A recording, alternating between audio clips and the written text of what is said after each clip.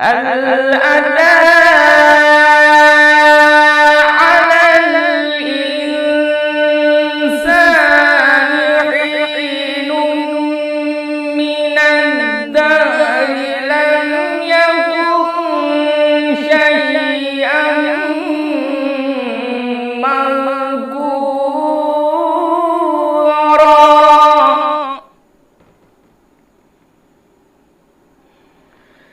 إنا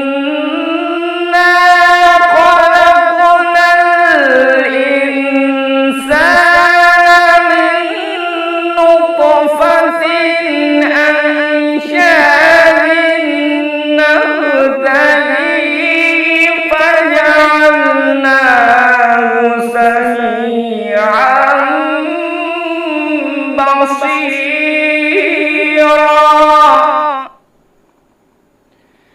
إنا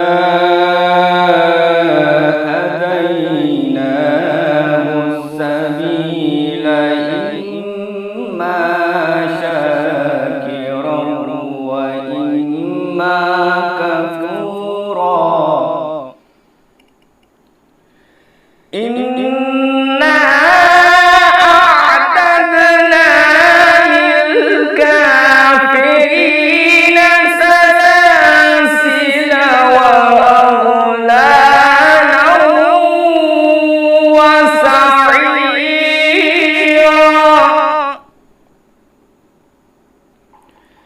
إن الأبرار يشربون من كأس كان مزاجها كافورا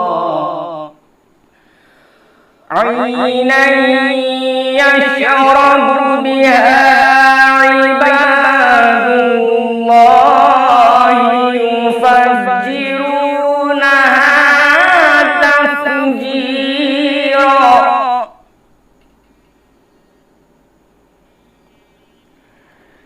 يوفون بالنذر ويخافون يوما كان شره مستطيرا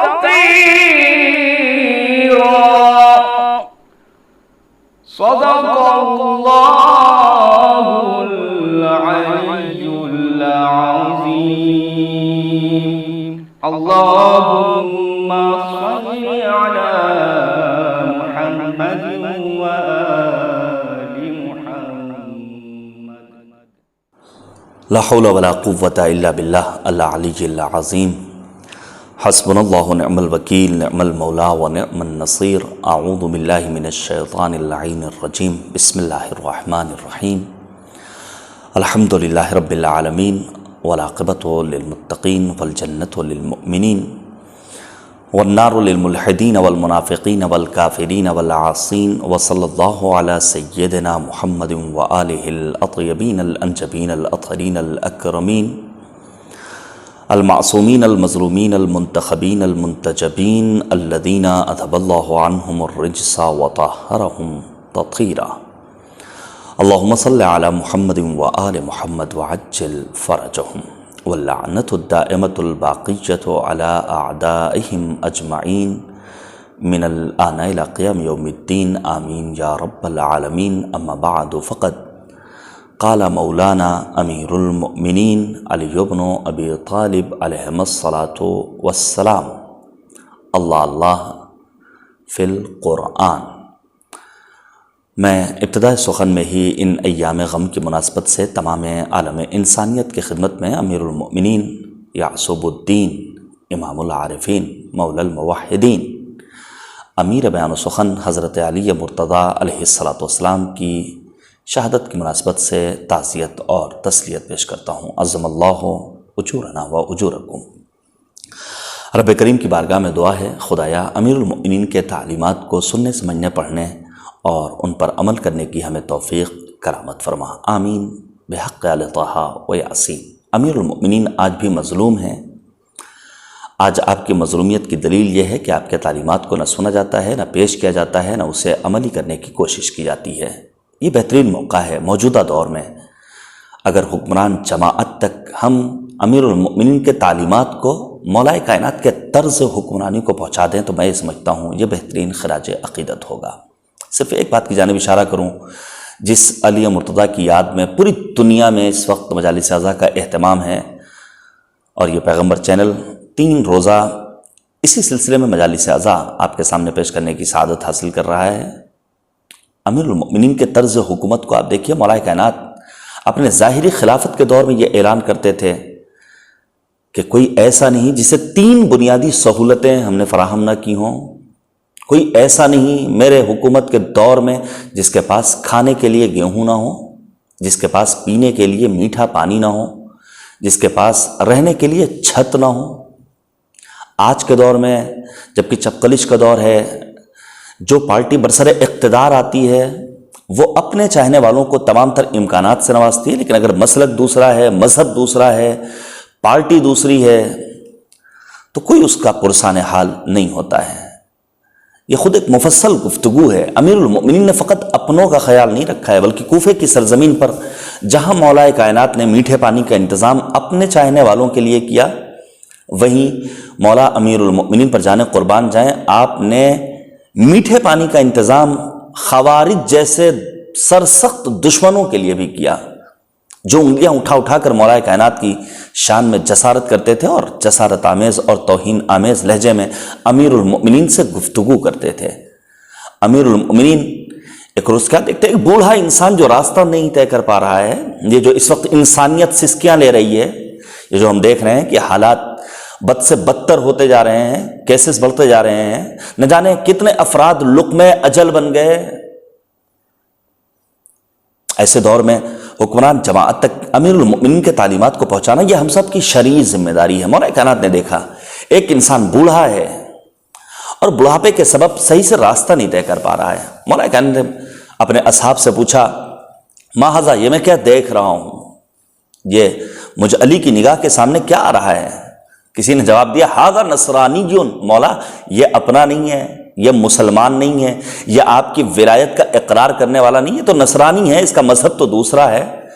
امیر المؤمنین نے عجیب و غریب جملہ کا استعملتم، جب تک اس کے اندر طاقت تھی، جب تک اس کے اندر توان پائی جاتی تھی، تب تک تو تم نے اس سے کام لیا، اس سے خدمت لی، اس سے کام لیا، اور جب یہ بوڑھا ہو گیا، جب یہ کام کے لائق نہیں بچا تو تم نے اسے چھوڑ دیا۔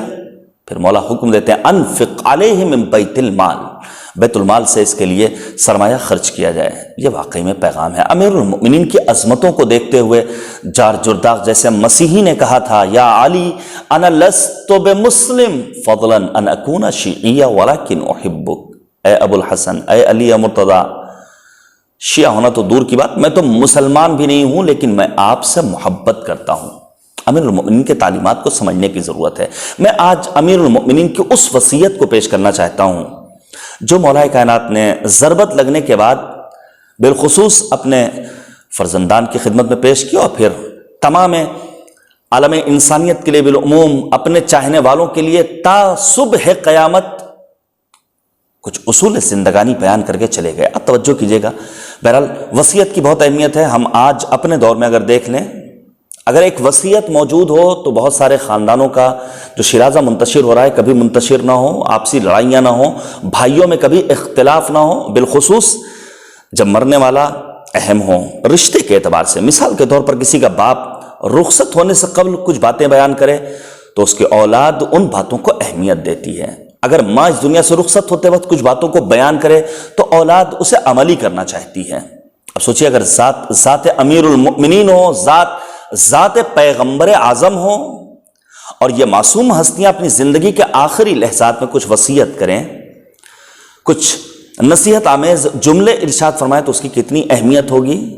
آپ کو یاد ہوگا نبی اعظم کا وہ آخری جملہ اور پیغمبر اعظم کا اپنی زندگی کے آخری لحظات میں یہ کہنا کہ مجھے اپنی امت سے 3 چیزوں کے بارے میں ڈر ہے، الضلالۃ بعد المعرفہ، مجھے ڈر ہے کہیں ایسا نہ ہو کہ میرے بعد لوگوں نے جو معرفت حاصل کر لی تھی، ولایت کا اقرار کیا تھا، غدیر میں علی مرتضیٰ کے ہاتھوں پر بیعت کی تھی، وہ پھر ضلالت و گمراہی کے دلدل میں دھس جائیں، اور ایسا ہی ہوا، لوگ دھس گئے۔ نبی اعظم کی رحلت کے بعد ولایت کے مقابلے میں سقیفہ کا بازار سجایا گیا، سنت پیغمبر جو کہ ولایت ہے اسے فراموش کر کے اس کے مقابلے میں خلافت کا بازار گرم کیا گیا. پیغمبر کو اسی بات کا ڈر تھا. پھر پیغمبر فرماتے ہیں وَمُضِلَّاتُ الْفِتَنِ، مجھے ڈر ہے کہیں ایسا نہ ہو کہ لوگ آزمائشوں کے موقع پر اپنے پائے بات میں لغزش پیدا کر لیں. یہ بہت اہم ہے.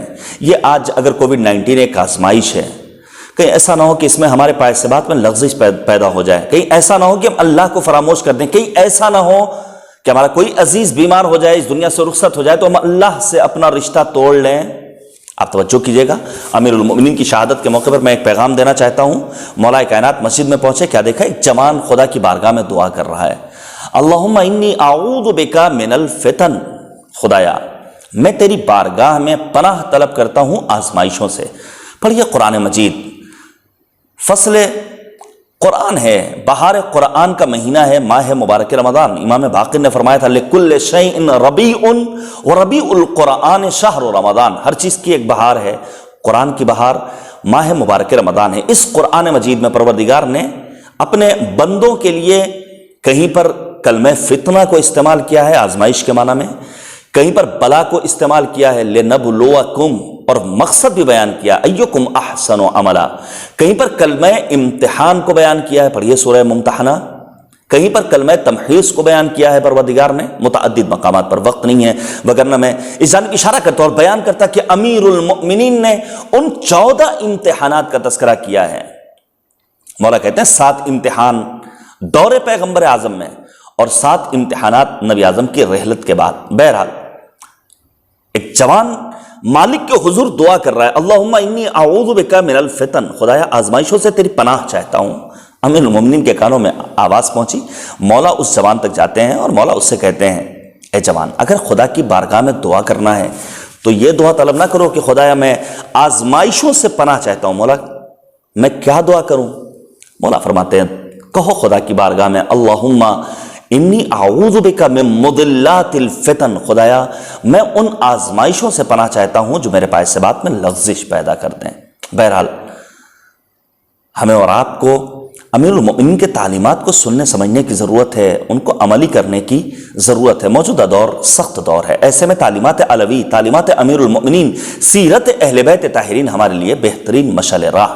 نبی اعظم نے کیا کہا تھا؟ مجھے 3 چیزوں کا خوف ہے، الضلالۃ بعد المعرفہ ومضلات الفتن. پھر پیغمبر فرماتے ہیں وعفۃ البطن والفرج، مجھے ڈر ہے کہ کہیں ایسا نہ ہو کہ لوگ عفت کو فراموش کر دیں، اپنے پیٹ اور اپنی شرمگاہ کی شہوت کے اسیر ہو جائیں. یہ جو پرائیویٹ ہاسپٹلز میں کاروبار ہو رہا ہے، انسانیت آہیں بھر رہی ہے، سسکیاں لے رہی ہے، تیماردار ادھر سے ادھر دوڑ رہا ہے اور 100 روپے کی چیز ہزاروں میں اور 1000 روپے کی چیز لاکھوں روپے میں فروخت ہو رہی ہے. یہ وہ افراد ہیں جو اپنی پیٹ کی شہوت کے اسیر ہیں. لیکن ہم نے دیکھ لیا جو آیا ہے اسے مالک کی بارگاہ میں جانا ہے. سورہ انبیاء کی آیت نمبر 34 کو آپ پڑھیے. مالک نے آواز دی حبیب خدا کو مخاطب کرتے ہوئے، اے پیغمبر آپ ہمیشہ کی زندگی لے کر نہیں آئے ہیں، افإن مت، اگر آپ اس دنیا سے رخصت ہو گئے تو کیا فہم الخالدون، یہ مشرکین ہمیشہ باقی رہنے والے نہیں. انبیاء ما سبق آئے تو انہیں بارگاہ خداوندی میں پہنچنا پڑا، اولیاء الہی آئے تو انہیں جانا پڑا، ائمہ اطہار آئے انہیں جانا پڑا.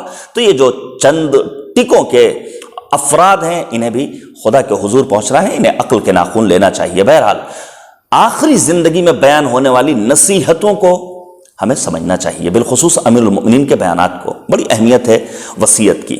رسول اعظم نے وصیت کی ہے، امام حسین کی وصیت موجود ہے، امیر المؤمنین کی وصیت موجود ہے. پڑھیے امیر المؤمنین کی اس وصیت کو جو مولا کائنات نے صفین سے واپسی کے بعد اپنے فرزند امام حسن مجتبیٰ کے نام تحریر فرمائی. مفصل خط نہج البلاغہ میں موجود ہے اور چھوٹی چھوٹی باتوں کے ضمن میں بڑے بڑے مطالب. مثلا بئس الطعام الحرام، بدترین لقمہ لقمہ حرام ہے.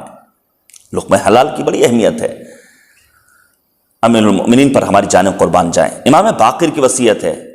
امام جعفر صادق علیہ السلام نے وصیت کے سلسلے میں بہت کچھ کہا. مولا امام صادق فرماتے ہیں وصیت کرنا ہر مسلمان پر فرض ہے.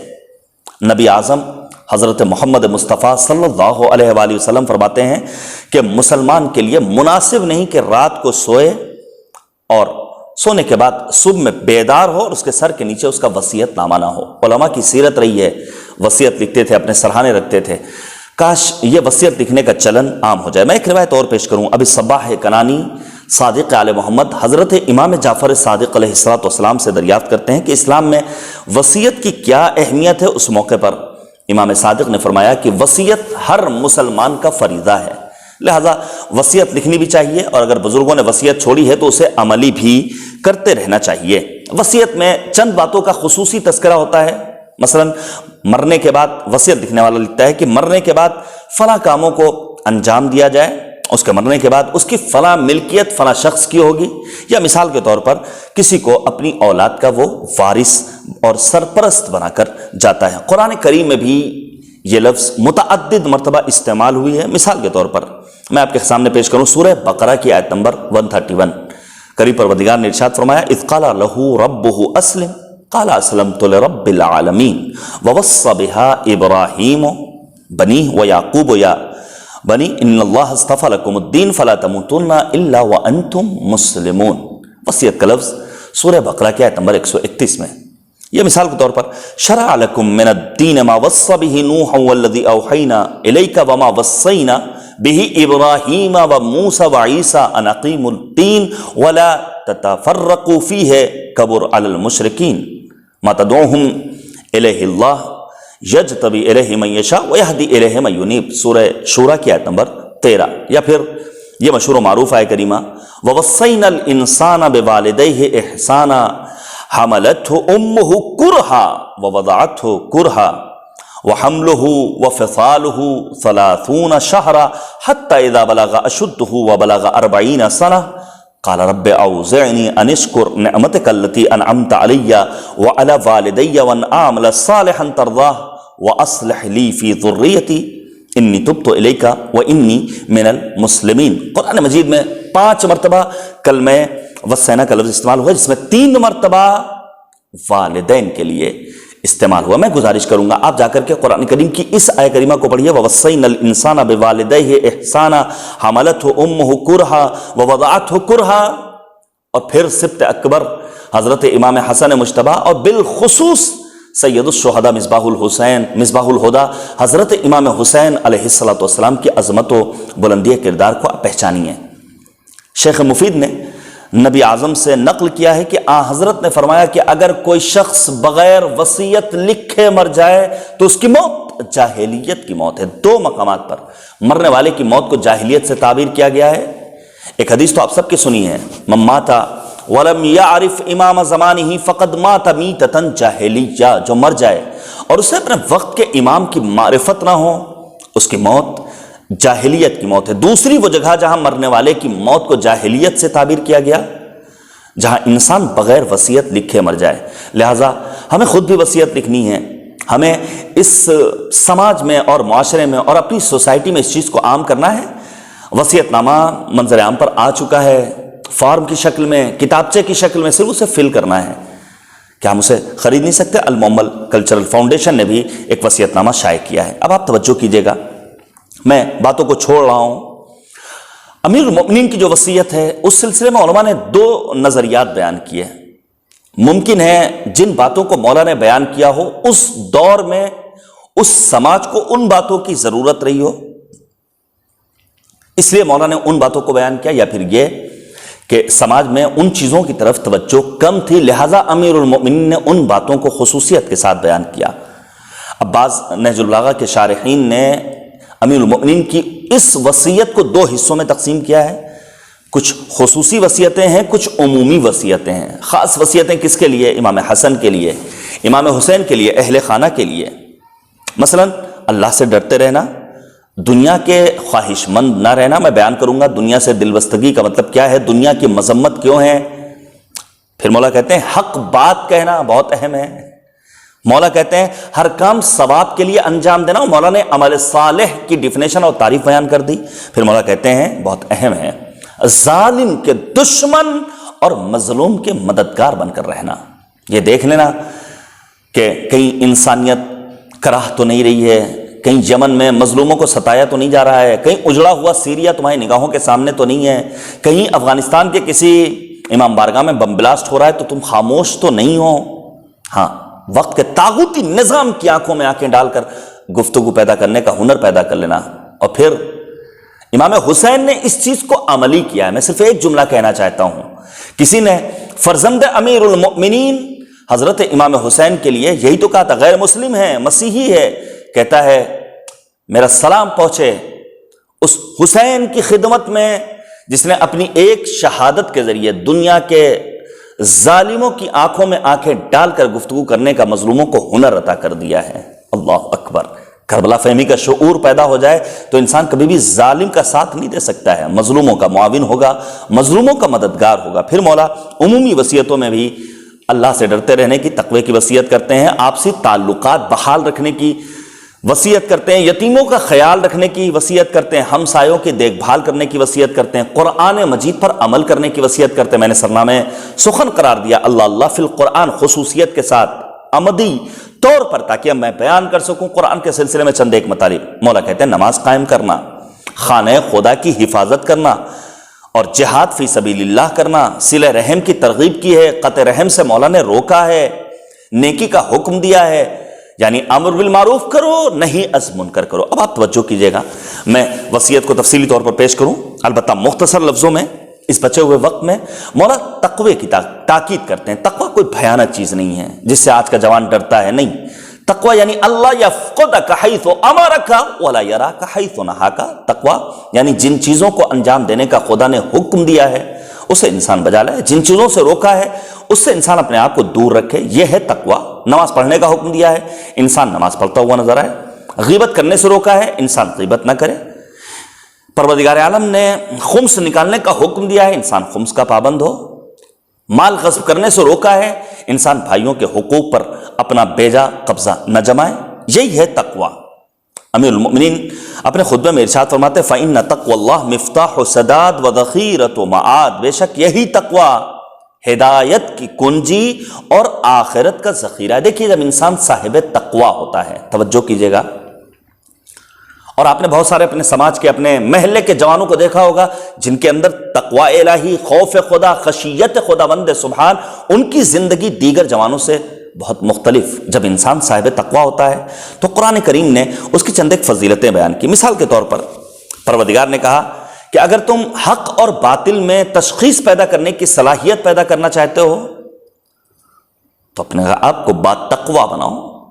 مالک نے آواز دی ان تتقوا اللہ یجعل لکم فرقانا. اگر تم نے اپنے آپ کو با تقوی بنا لیا تو اللہ تمہیں حق اور باطل میں فرق پیدا کرنے کا ملکہ عطا کر دے گا. تمہارے اندر صلاحیت پیدا ہو جائے گی کہ تم حق اور باطل میں تشخیص پیدا کر سکو. تم سیاہ کو سیاہ اور سفید کو سفید کہہ سکو. تم نور کو نور اور ظلمت کو ظلمت کہہ سکو. پھر قرآن کہتا ہے اگر انسان صاحب علم بننا چاہتا ہے، صاحب علم بننے کا مطلب مولوی بننا نہیں ہے، اگر عام علوم میں بھی مہارت حاصل کرنا چاہتا ہے تو وہ اپنے آپ کو باتقوی بنائے. ہمارا سلام ہو قوم کے ان نوجوان اور جوان ڈاکٹروں پر کہ جنہوں نے اپنے آپ کو دین سے وابستہ رکھا، باتقوی بنے اور پھر انسانیت کی خدمت کر رہے ہیں. جہاں وہ اپنے والدین کی سربلندی کا سبب قرار پا رہے ہیں، وہیں آبرو مذہب کا ذریعہ قرار پا رہے ہیں. اور ہمارا سر فخر سے اونچا ہوتا ہے کہ قوم میں ایسے نوجوان ہیں، قوم میں ایسے جوان ہیں جنہوں نے اپنے میڈیکل کی تعلیم حاصل کرنے میں تقوی کا ساتھ نہیں چھوڑا ہے. قرآن نے اعلان کیا اتقوا اللہ ویعلمکم اللہ. اپنے آپ کو باتقوی بناؤ، اللہ تمہیں زیور علم سے آراستہ کرے گا. زمین و آسمان کی برکتیں حاصل کرنا ہے تو انسان کو اپنے آپ کو باتقوی بنانا پڑے گا. قرآن نے اعلان کیا وَلَوْ أَنَّ أَهْلَ الْقُرَىٰ آمَنُوا وَاتَّقُوا لَفَتَحْنَا عَلَيْهِمْ بَرَكَاتٍ مِّنَ السَّمَاءِ. اپنے آپ کو صاحب ایمان بنا لو، باتقوی بنا لو تو آسمان سے برکتوں کا نزول تمہارے لیے شروع ہو جائے گا. سختیوں سے نجات چاہیے تو باتقوی بننا ہوگا. وَمَن يَتَّقِ اللَّهَ يَجْعَل لَّهُ مَخْرَجًا. اور پھر اس کے بعد کا جو فقرہ ہے نہایت اہمیت کا حامل ہے. وَيَرْزُقْهُ مِنْ حَيْثُ لَا يَحْتَسِبُ. اللہ اتنا رزق دے دے گا کہ عام انسان کا تصور بھی نہیں کر سکتا ہے. دنیا اور آخرت میں اگر فائدہ چاہیے تو انسان کو باتقوی بننا پڑے گا. وَمَن يَتَّقِ اللَّهَ يُكَفِّرْ عَنْهُ سَيِّئَاتِهِ. اور پھر جب انسان کسی منصب پر پہنچ جائے، کسی عہدے پر پہنچ جائے، تب بھی تقوی کا دامن اسے اپنے ہاتھ سے نہیں چھوڑنا چاہیے. پڑھیے گا سورہ حدید کی آیت نمبر 23 کو. امیر المؤمنین امیر کائنات فرماتے ہیں اسی تقوی کے ذریعے انسان منزل مقصود تک پہنچتا ہے. بہا ینجح الطالب وینج الحارب وتنال الرغائب. مولا اسی لیے تاکید فرماتے ہیں صرف تقوی نہیں اختیار کرنا ہے، ہمیں موسمی متقی نہیں بننا ہے کہ ماہ رمضان آئے گا تو داڑھی بھی ہو جائے گی، ماہ رمضان آئے گا تو قرآن کریم کی تلاوت بھی ہوگی، ماہ مبارک رمضان آئے گا تو نماز فجر بھی ادا کی جائے گی دیگر نمازوں کی طرح، پھر ماہ رمضان خدا حافظ تو ٹاٹا بائے بائے. نہیں، بلکہ امیر المومنین کہتے ہیں تقوی اختیار کرو حق تقاتے، جو تقوی کا حق ہے. آپ یقین جانیے اس سلسلے میں بہت کچھ لکھا ہے علماء نے، بہت کچھ بیان کیا، مستقل سنتے رہتے ہیں. بس اتنا سمجھ لیجئے کہ مرحوم علامہ طبرسی رضوان اللہ تعالی علیہ نے امام جعفر صادق علیہ السلام سے نقل کیا ہے، اور تفسیر مجموع البیان میں یہ روایت موجود ہے. تقوی کا حق کیا ہے؟ وہ فرماتے ہیں کہ ان یطاع فلا یعصى، اللہ کی اطاعت کی جائے پھر معصیت نہ ہو، کبھی بھی نافرمانی خدا نہ ہو. وَيُذْكَرْ فَلَا يُنْسَى، ہمیشہ الہی یاد دل میں سجا کر رکھے، کبھی بھی خدا کو فراموش نہ کرے. وَيُشْكَرْ فَلَا يُكْفَرْ، خدا کا شکر ادا کیا جائے، کفران نعمت نہ کیا جائے. لَإِن شَكَرْتُمْ لَأَزِيدَنَّكُمْ وَلَإِن كَفَرْتُمْ إِنَّ عَذَابِي لَشَدِيدٌ، شکران نعمت کرو گے تو ہم تمہاری نعمتوں میں اضافہ کریں گے، کفران نعمت کیا تو یاد رکھو ہمارا عذاب بہت ہی دردناک ہے. میں صرف اشارہ کر رہا ہوں، نہج البلاغہ میں موجود مکتوب نمبر 47 کو جا کر کے پڑھیے گا. مولا نے باقاعدہ طور پر تقوی کی تاکید کی ہے. آپ مولا کائنات کے فرامین کو دیکھیے، مولا کائنات نے صراحت کے ساتھ بیان کیا. توجہ کیجیے گا، ایک اہم بات مولا نہج البلاغہ میں فرماتے ہیں کہ تم جب گھوڑے پر سوار ہوتے ہو تو کبھی گھوڑا تمہارے قابو میں ہوتا ہے اور جب روکتے ہو تو رک جاتا ہے، جب اسے ایڑ لگاتے ہو تو آگے بڑھ جاتا ہے، جب داہنے لے جاتے ہو داہنے جاتا ہے، جب بائیں لے جاتے ہو بائیں لے جاتا ہے. تو اسی طرح تمہارے نفس کا گھوڑا جب تمہارے قابو میں آ جائے تو سمجھ جاؤ تم باتقوا بن چکے ہو. اللہ اکبر، کیا حسین تعبیر ہے. مولا کہتے ہیں کہ اب اگر ہم یہ کہیں کہ ہم تو نماز صبح پڑھنا چاہتے ہیں لیکن پڑھ نہیں پاتے، اس کا مطلب یہ کہ نفس کا گھوڑا انسان کے کنٹرول میں نہیں ہے. یہی نفس کا گھوڑا جب انسان کے کنٹرول میں آ جائے تو انسان اپنے آپ کو باتقوا سمجھ لے، پھر زمین و آسمان کی برکتیں اس کے شامل حال ہوں گی. اور اس سلسلے میں امام سید سجاد زین العابدین علیہ السلام کی دعائے مکارم الاخلاق، امرنی ما کان عمری بضلۃ فی طاعتک واذا کان عمری مرتعا للشیطان فاقبضنی الیک. خدایا اس وقت تک زندگی دینا جب تک میری یہ زندگی تیری عبادت و اطاعت میں بسر ہو، لیکن جب میری یہ زندگی شیطان کی چراگاہ بن جائے تو مجھے موت دے دینا، پھر مجھے زندگی کا حق نہیں ہے. پھر مولا فرماتے ہیں وَأَلَّا تَبْغِيَ الدُّنْيَا وَإِن بَغَتْكُمَا، دیکھو خبردار دنیا تمہیں اپنے دام فریب میں گرفتار نہ کر لے. یہ دنیا جس کا ظاہر بڑا حسین ہے، بڑا لطیف ہے، بڑا نرم ہے، بڑا لین ہے، اچھے اچھے لوگ دنیا کے دل دادا ہو جاتے ہیں. تو کیا مطلب؟ جوان یہ سمجھ لے کہ ہمیں کاہل بن جانا ہے، ہمیں گوشہ تنہائی اختیار کر لینا ہے، ہمیں کاروبار حیات کی تلاش میں نہیں نکلنا ہے. نہیں، دنیا سے دل بستگی کا مطلب یہ جس کے لیے علامہ اقبال نے کہا تھا، کیا خوب کہا حکیم امت نے کہ کافر کی یہ پہچان کہ آفاق میں گم ہے، مومن کی یہ پہچان کہ گم اس میں ہے آفاق. وہ کافر ہے جو دنیا کی زرق و برق میں گم ہو کر کے سرمایہ جمع کرتا ہے، غریبوں کو ستاتا ہے، مظلوموں کو ستاتا ہے، پھر اسے صرف اپنی فکر ہوتی ہے، اپنے خواہشات کو وہ پورا کرتا رہتا ہے. لیکن مومن وہ ہوتا ہے الذین یتفکرون فی خلق السماوات والارض، جو زمین و آسمان کی خلقت میں غور و فکر کر کے اپنے مالک کی معرفت حاصل کرتا ہے. ہمیں دنیا کا دلدادہ نہیں ہونا ہے. کیوں؟ کیونکہ معصوم نے فرمایا حب الدنیا راس کل خطیہ، دنیا کی محبت تمام برائیوں کی جڑ، اساس اور بنیاد ہے. آنے والا آتا ہے امام صادق کے پاس اور آنے کے بعد کہتا ہے مولا فلاں شخص دنیا کا دلدادہ ہے. مولا نے کہا کیا کرتا ہے؟ کہا جب دیکھو تب محنت، جب دیکھو تب مزدوری. کہ اگر وہ اپنے اہل و عیال کے لیے ذریعہ معاش کی تلاش میں نکل رہا ہے تو حقیقت میں وہ دنیا آباد نہیں کر رہا ہے بلکہ اپنی آخرت کو آباد کر رہا ہے. جو لائق سب تحسین ہے، اس کا عمل مستحسن ہے، قابل مبارکباد ہے. بہرحال محنت بھی کرنی ہے، مزدوری بھی کرنی ہے، زحمت بھی کرنی ہے، رزق حلال کی تلاش میں بھی نکلنا ہے، لیکن دنیا کے دلدادہ نہیں بن جانا ہے. دنیا میں رہ کر کے اس حد تک مست و مگر نہیں ہو جانا ہے کہ ہم حقوق اللہ کو فراموش کر دیں، حقوق الناس کو فراموش کر دیں، والدین کے احترام کو فراموش کر دیں، اپنے اہل و عیال اور اپنے اعزاء و اقارب کے حقوق کو فراموش کر دیں. بہت ساری باتیں اس سلسلے میں ہیں.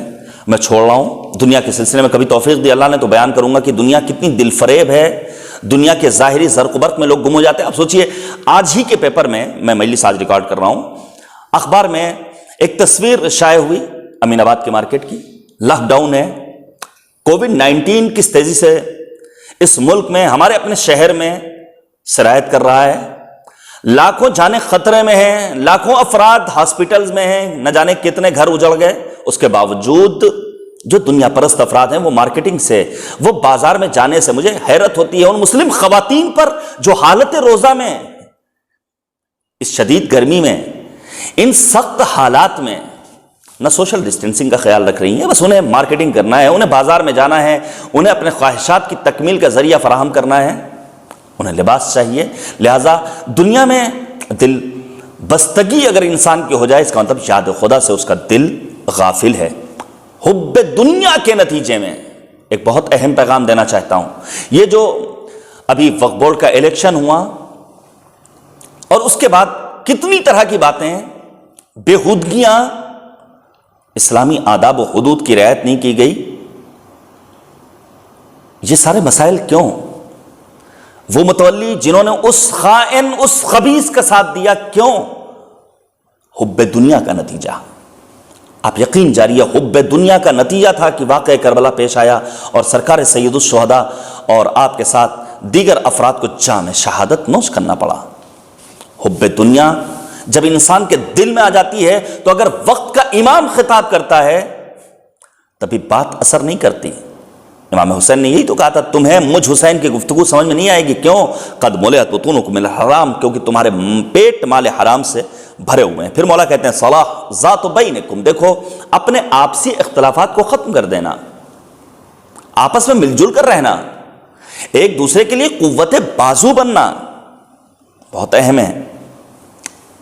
پروردگار اپنے بندوں کے درمیان اتحاد دیکھنا چاہتا ہے، اتفاق دیکھنا چاہتا ہے، نہ اتفاقی نتیجے میں بڑے مسائل، بڑے مشکلات۔ میں ایک روایت پیش کروں، نبی اعظم حضرت محمد مصطفیٰ صلی اللہ علیہ وآلہ وسلم فرماتے ہیں کہ جب دو مسلمان ایک دوسرے سے ناراض ہوں اور اسی طرح 3 دنوں تک ناراض رہیں تو دونوں اسلام سے خارج ہو جاتے ہیں اور ان کے مابین دینی رابطہ برقرار نہیں رہتا ہے۔ ان میں سے جو بھی بات چیت میں پہل کرے وہ روز حساب جنت میں پہلے جانے والوں میں ہوگا۔ تو حقیقت میں وہی انسان کامیاب ہے جس کی فکر توحیدی ہو، جس کا عمل حسینی ہو، جس کا کردار علوی ہو۔ اس کے بغیر انسان راہی جنت نہیں ہو سکتا ہے۔ البتہ آپسی اختلافات کو ختم کرنے کا مطلب یہ نہیں ہے کہ ایک انسان جو دین کی دھجیاں اڑا رہا ہے ہم اس سے بھی گلے مل جائے اور کہے نہیں پیغمبر نے فرمایا، امیر المومنین نے وصیت کی ہے، نہیں، وہ انسان دین کے دائرے سے خارج ہے۔ ایسے انسان کا سوشل بائیکاٹ کیا جانا ضروری ہے۔ ہم چھوٹی چھوٹی باتوں پر آپسی اختلاف، میں نے کسی تقریر میں یہ بیان کیا تھا اور آپ سوشل میڈیا پر گراف ایجنسی کے یوٹیوب چینل پر جا کر کے سن سکتے ہیں، سرکار حضرت امام حسن مجتبیٰ کی ولادت کے موقع پر جو میرا پروگرام اس پر آیا ہے، میں نے اس میں بیان کیا تھا کہ ہمارے ہاں دعاؤں کے سلسلے میں تو بہت کچھ بیان کیا گیا، نہ جانے کتنے علماء نے کتنی کتابیں لکھی اور آج بھی کتابیں لکھی جا رہی ہیں، سینکڑوں کی تعداد میں کتابیں موجود ہیں، لیکن اس سلسلے میں علماء نہ بیان کرتے ہیں، نہ کتابیں لکھی گئیں، کم لکھی گئی ہیں کہ آخر میاں بیوی اگر آپس میں لڑائی کر رہے ہیں اور کوئی ان دونوں کے درمیان محبت دوبارہ پیدا کرا دے تو اس کی اہمیت کیا ہے، اگر 2 جوانوں کے درمیان کوئی رشتہ کرا دے تو اس کی اہمیت کیا ہے، اگر 2 پڑوسیوں کو کوئی گلے لگوا دے تو اس کی اہمیت کیا ہے، آپسی اختلافات کو ختم کرانے کی اہمیت کیا ہے۔ امیر المؤمنین نے فرمایا وصلاح ذات بینکم، اپنے درمیان آپسی اختلافات کو ختم کرتے رہنا۔ اس کے بعد مولا نے ایک اہم وصیت کی، مولا کہتے ہیں اللہ اللہ فی الایتام فلا تغبوا افواہہم ویضیئوا بحضرتکم، خبردار، خدا را یتیموں کا خیال رکھنا، ایسا نہ ہو کہ تمہارے سامنے وہ ضائع ہو جائیں، وہ بھوکے اور پیاسے رہیں۔ بہت اہم موضوع ہے، کسی موقع پر اللہ نے توفیق دی تو میں مفصل بیان کروں گا، گزارش کروں گا آپ جائیے اور سراج ٹی وی پر دیکھیے کہ جہاں پر میں نے بیان کیا ہے کہ یتیم پروری کی کیا اہمیت ہے، کیا کہا ہے نبی اعظم نے، کیوں امیر المؤمنین نے یہ تاکید فرمائی ہے۔ امیر المؤمنین کی شہادت کا موقع ہے، آپ سوچئے امیر المؤمنین جن کے لیے پیغمبر نے فرمایا تھا انا وعلی ابوا هذه الامه، میں اور علی اس امت کے باپ ہیں۔ امیر المؤمنین جب یتیم نوازی کرتے تھے تو کوفے میں وہ بچے جن کے باپ کا سایہ سروں پر موجود تھا وہ حسرت بھرے لہجے میں کہتے تھے کاش ہمارا باپ موجود نہ ہوتا تو علیم کی یتیم نوازی ہمیں نصیب ہوتی۔ بہت اہمیت ہے یتیم نوازی کی، یتیم پروری کی۔ بس اتنا سمجھ جائیے، جس گھر میں یتیم نوازی ہو رہی ہو خدا کو وہ گھر عزیز ہے۔ جب ایک انسان کسی یتیم کے ساتھ اچھا سلوک کرتا ہے، اس کے سر پر دست شفقت پھیرتا ہے، تو جتنے بال اس کے ہاتھ میں آتے ہیں اتنے کی تعداد میں حسنات کریم پروردگار اس کے نامہ اعمال میں لکھ دیتا ہے۔ پھر مولا کہتے ہیں پڑوسیوں کا خیال رکھو، اللہ اللہ فی جیرانکم فإنہم وصیۃ نبیکم ما زال یوصی بہم حتی ظننا انہ سیورثہم۔ بہت عجیب جملہ ہے، پڑوسیوں کا خیال رکھو۔ مولا نے مومن یا مسلم پڑوسیوں کی قید نہیں لگائی ہے، یہ پیغام ہے ہمارے دیگر تمام مکاتب فکر اور غیر مسلم پڑوسیوں کے لیے کہ ہمارا مذہب، ہمارا مولا یہ تعلیم دیتا ہوا نظر آتا ہے کہ دیکھو اپنے پڑوسیوں کا خیال رکھنا، یہ نہ دیکھنا مذہب کیا ہے، مسلک کیا ہے۔ اور الحمدللہ اسی شہر لکھنؤ کے بعض نوجوانوں نے، بعض جوانوں نے مذہب و مسلک سے بالاتر ہو کر کے انسانیت کی خدمت کے لیے اپنے کو قربان کیا، جان کی پرواہ کیے بغیر شمشان گھاٹ جنازوں کو لے کر گئے ہیں، قبرستان تک جنازوں کو لے کر گئے ہیں۔ مولا کہتے ہیں کہ اتنی تاکید ہے نبی اعظم کی پڑوسیوں کے سلسلے میں کہ مجھے ایسا محسوس ہوتا تھا کہ نبی اپنی چیزوں میں ان پڑوسیوں کو اپنا وارث بنا دیں گے۔ میں ایک روایت پیش کروں اس سلسلے میں، مولا کائنات نہج البلاغہ میں فرماتے ہیں کہ متقین کے صفات میں ایک صفت یہ ہے کہ وہ ہمسائے کو نقصان نہیں پہنچاتے۔ اور پھر امام صادق نے فرمایا اپنے پدر بزرگوار حضرت امام باقر سے کہ ہمسایہ مثل نفس کے ہے، نہ نقصان دینے والا ہے اور نہ گنہگار ہے۔ ایک ہمسائے کا احترام دوسرے ہمسائے پر اسی طرح ہے جیسے اپنے ماں باپ کا احترام۔ بے شمار باتیں اس سلسلے میں آگے بڑھ رہا ہوں۔ پھر مولا کہتے ہیں، اور یہیں پر بات کو ختم کروں گا، آپ اس وصیت کو جا کر کے ضرور پڑھیے، نہج البلاغہ میں موجود ہے۔ مولا کہتے ہیں اللہ اللہ فی القرآن، خدا را قرآن مجید کا خیال رکھنا۔ ایسا نہ ہو کہ دیگر قومیں اس قرآن پر عمل کرنے میں تم سے سبقت لے جائیں اور تم پیچھے رہ جاؤ۔ قرآن کی 26 آیتوں کا تذکرہ کرتا ہے وہ بدبخت جسے قرآن پڑھنا بھی نہیں آتا۔ 26 آیتوں تو طور کی بات ہے، 26 حروف بھی، ایک زیر زبر بھی قرآن مجید کا ادھر سے ادھر نہیں کیا جا سکتا۔ متعدد مقامات پر قرآن کریم میں پروردگار نے یہ چیلنج کیا، اور 14 صدیوں سے چیلنج عالم انسانیت کے سامنے برقرار ہے۔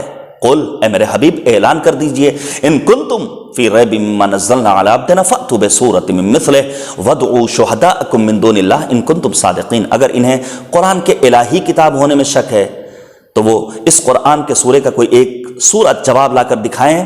اگر یہ اپنے دعوے میں سچے، اللہ کے علاوہ جسے چاہیں اپنا یاور بنا لیں، ناصر بنا لیں، مددگار بنا لیں۔ 14 صدیاں گزر گئیں، کسی ایک سورے کا جواب تو دور کی بات ہے، کسی ایک حرف کا جواب بھی تمام انسانیت مل کر نہیں لا سکی ہے۔ تو خدا ہے، تیرا جواب نہیں، رحمتوں کا تیری حساب نہیں۔ ذکر ہر خشکتر کا اس میں ہے، مثل قرآن کوئی کتاب نہیں۔ ہمیں قرآن کریم سے وابستگی اختیار کرنی ہوگی، ہمیں قرآن کریم کے ساتھ جینا سیکھنا ہوگا، ہمیں قرآن کریم سے لو لگانی ہوگی۔ جب ہم قرآن کریم کے عادی ہو جائیں گے، قرآن کریم سے اپنے آپ کو وابستہ کر لیں گے، یقین جانیے تو ہماری بصارت و بصیرت میں اضافہ ہوگا۔ شیخ کاظم کربلائی ایک جاہل انسان، ان پڑھ انسان، لیکن چونکہ دل نور ایمان سے مملوف تھا، حافظ کل قرآن بن جاتے ہیں۔ جب ان کا امتحان لیا جاتا ہے کہ آپ کو یہ قرآن کی آیتیں کہاں سے پتہ چلتی ہیں، امتحان لیا لوگوں نے، علماء کتابیں لے کر گئے ہیں، ضخیم کتاب جس میں عربی عبارتیں، درمیان میں آیات قرآنی، پوچھا اس میں قرآنی آیت کہاں ہے، وہی انگلی رکھی جہاں پر قرآنی آیت موجود تھی۔ کاظم کربلائی نے کہا قرآن نور ہے جسے میں اپنے بصیرت کی نگاہوں سے دیکھ لیا کرتا ہوں۔ معبود کی بارگاہ میں دعا ہے، اے کریم پروردگار، امیر المؤمنین کے تعلیمات پر عمل کرنے کی ہم سب کو توفیق کرامت فرما۔ بڑے مصیبت کے ایام ہیں واقعی میں، وہ تہذیب اعضاء، وہ لکھنؤ کی 21ویں ماہ مبارک رمضان یا 19ویں ماہ مبارک رمضان کا تابوت یا جلوس، لیکن حالات ایسے ہیں، ہم اپنے گھر میں رہ کر کے اپنے بچوں کے ہمراہ، اپنے والدین کے ہمراہ، اپنے اہل خانہ کے ہمراہ مولا کا تذکرہ بھی کر سکتے ہیں، آنسو بھی بہا سکتے ہیں، اور وقت کے امام کو پرسہ بھی پیش کر سکتے ہیں۔ میں ایک بار پھر پیغمبر چینل کی ٹیم کو مبارکباد پیش کرتا ہوں، جنہوں نے ہمیشہ کی طرح ایک بار پھر تعلیمات امیر المؤمنین کی ترویج کے لیے ان مجالس کا اہتمام کیا۔ آپ آن لائن مجالس سنیے۔ امیر المؤمنین نے مصیبتوں کو برداشت کیا، وہ علی مرتضیٰ جن کے لیے شہزادی کونین گھل رہی تھیں، اور جب پوچھنے والوں نے پوچھا تھا بی بی دو عالم سے یہ آپ کیوں کھلتی چلی جا رہی، کون سا مرض لاحق ہوا ہے؟ تو شہزادی کونین نے یہی تو کہا تھا کہ مجھے میرے بابا کا فراق ستا رہا ہے، مجھے امیر المؤمنین پر ہونے والے مظالم نے اس منزل تک پہنچا دیا ہے۔ اجرکم علی اللہ۔ امیر المؤمنین، آپ پر ہمارا لاکھوں سلام۔ شب ضربت امیر المؤمنین جناب ام کلثوم کے مہمان ہیں، وہ ساری باتیں آپ سنتے رہتے ہیں، بس میں صرف ایک منزل کو آپ کے لیے پیش کروں اور بات کو ختم کر دوں۔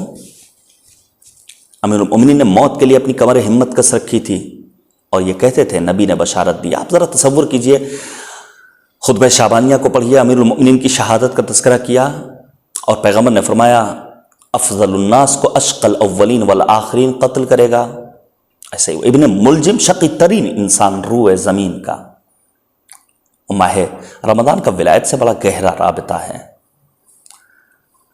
امیر المؤمنین نے اپنے آپ کو آمادہ کر لیا تھا، لیکن ذرا وہ امتحان جو پروردگار نے نبی اعظم کا لیا بالجوع، بھوک کے ذریعے، پیغمبر نے کہا یا رب قبلت ورضیت، بالتکذیب والخوف الشدید، آپ کو جھٹلایا جائے گا، آپ کو ڈرایا جائے گا، کہا یا رب قبلت ورضیت، مجھے یہ امتحان منظور ہے۔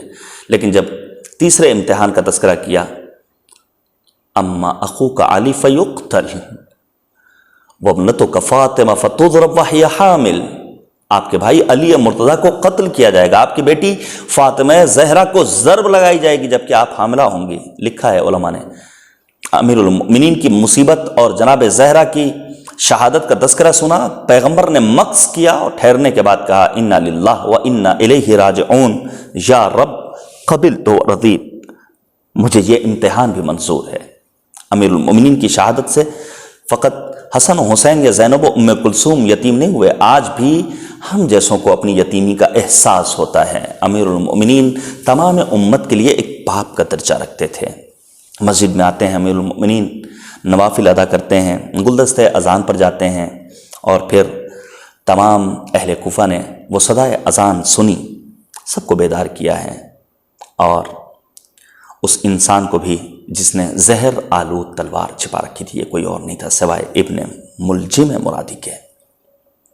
محراب میں آئے، امیر المؤمنین نے پہلی رکعت کا پہلا سجدہ کیا، اور پھر امت پیغمبر کا شقی ترین انسان آگے بڑھتا ہے، اپنی تلوار کو فضا میں بلند کرتا ہے، اور تلوار کا لگنا تھا کہ مولا نے فوراً یہ فقرہ اپنی زبان پر جاری کیا، بسم اللہ و باللہ وعلی ملت رسول اللہ فزت ورب الکعبہ، خدا کی قسم میں کامیاب ہو گیا۔ اجرکم علی اللہ۔ جس چیز کی تمنا لے کر امیر المؤمنین بدر و خیبر و خندق میں گئے تھے، آج امیر المؤمنین کی تمنا پوری ہو رہی ہے۔ اور پھر دو آوازیں بلند ہوئیں، ایک تو مولا امیر المؤمنین کی آواز تھی جہاں مولا نے اپنی کامیابی کا اعلان کیا، دوسری آواز سید الملائکہ جناب جبرائیل کی تحدمت واللہ ارکان الہدا، خدا کی قسم ارکان ہدایت منہدم ہو گئے، علی مرتضیٰ کو قتل کیا گیا، وسیع مصطفیٰ کو قتل کیا گیا، آسمان کے ستارے بے نور ہو گئے، اور جبریل کی آواز کا سننا تھا کہ لوگ والہانہ دوڑ رہے ہیں مسجد کوفہ کی جانب، خواتین برہنپا جا رہی ہیں، لیکن کہیں نہیں ملتا کہ علی کی بیٹیاں زینب و ام کلثوم نے دہلیز سے باہر اپنے قدم کو رکھا ہو۔ بس میں نے ختم کر دیا۔ شاید زینب و ام کلثوم نے اپنے آپ کو امیر المؤمنین کی شہادت کے بعد کے لیے بچا کر رکھا تھا کہ بعد شہادت حسین ابن علی زینب و ام کلثوم کو دیار با دیار بے مقنع و چادر کوفہ و شام کے بازار و دربار میں جانا ہوگا۔ امیر المؤمنین حالت ضربت ہے، خون بہہ رہا ہے، اور پھر مجھے کوفے کے وہ یتیم بچے یاد آتے ہیں جو اپنے گھر سے کوزے میں دودھ لے کر آئے ہیں، کیونکہ حکیم نے بتایا تھا کہ علی کو دودھ کی ضرورت ہے۔ اللہ اکبر! امیر المؤمنین نے کس طرح یتیم نوازی کی ہے۔ میں کہوں گا مولا آج کوفے کے یتیموں نے آپ کا اتنا خیال رکھا، لیکن آپ کے لال حسین کی یتیمہ کم سن سکینہ رخسار پر تماچے لگائے جاتے ہیں، اور جب زندان شام میں حسین کا کٹا ہوا سر آتا ہے تو رخسارے پر رخسار کو رکھ کر سکینہ یہی کہتی ہیں بابا اب آئے ہیں جب ہمیں دیار بدیار بے مقنع و چادر کوفہ و شام کے بازار و دربار میں پھرائیں۔ وَسَيَعْلَمُ الَّذِينَ ظَلَمُوا أَيَّ مُنقَلَبٍ يَنقَلِبُونَ إِنَّا لِلَّهِ وَإِنَّا إِلَيْهِ راجعون۔ الہی بحق الزہرا و ابیہا و بعلہا و بنیہا و سر المستودع فیہا، معبود ہماری اس عبادت کو قبول فرما، معبود منجی بشریت امام زمانہ کے ظہور میں تعجیل فرما۔ اے کریم پروردگار تعلیمات علوی پر عمل کرنے کی توفیق کرامت فرما۔ معبود جو بیمار ہیں ان سب کو شفا کامل و عاجل نصیب فرما۔ اس منحوس عالمی وبا سے جو مومنین اس دنیا سے رخصت ہوئے انہیں جوار معصومین میں جگہ کرامت فرما۔ جو جوان ہماری قوم کے جو علماء ان دنوں زحمتیں کر رہے ہیں انسانیت کی خدمت کے لیے ان کی حفاظت فرما۔ ہمارے بزرگوں کا سایہ ہمارے سروں پر قائم و دائم رکھ۔ مقامات مقدسہ کی حفاظت فرما۔ علماء افاضل واعظین خطباء ذاکرین شعراء مراجع اعظام کی حفاظت فرما۔ اے کریم پروردگار رہبر انقلاب کا سایہ ہمارے سروں پر قائم و دائم رکھ۔ معبود تجھے واسطہ ہے عظمت ہے سرکار حجت کا۔ اے کریم پروردگار ہم سب کو کربلا کی زیارت سے مشرف فرما۔ ہمارے اعمال کو اس لائق بنا دے کہ امام ہمیں اپنے اوان و انصار میں شمار فرمائے۔ ربنا تقبل منا انک انت السمیع الدعاء۔